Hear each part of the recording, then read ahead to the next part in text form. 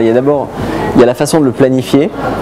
Et c'est vrai qu'on a un peu planifié, je ne veux pas dire que c'était une machinerie extrêmement huilée, mais on s'est dit effectivement on va faire du viral sur le thème musical parce qu'on a une vraie histoire musicale nouvelle à raconter.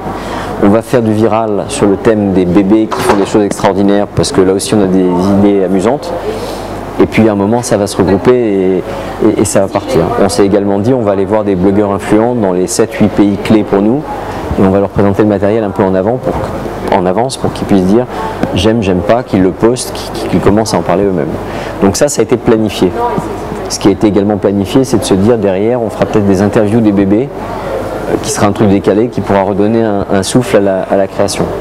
Donc ça oui c'est planifié. Ensuite, par rapport à ce que vous dites, il y a une notion qui est très propre au viral, c'est que le matériel, le contenu ne vous appartient pas. Moi j'ai été élevé dans un milieu marketing où il fallait qu'on contrôle tout.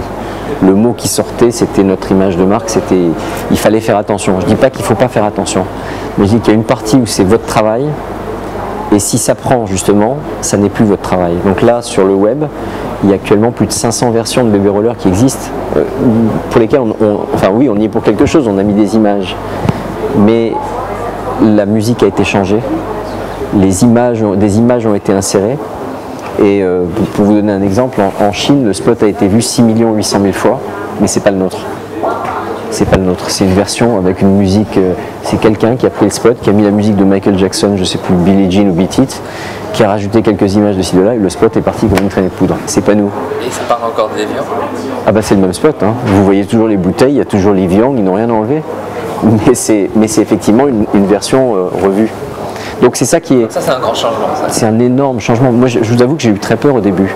Parce que je me souviens que j'étais ici dans la cafétéria en train d'annoncer le lancement du 3 juillet, le D-Day. Et je disais voilà ce spot sera vu à partir de demain. Et j'entendais quelques rires dans la salle.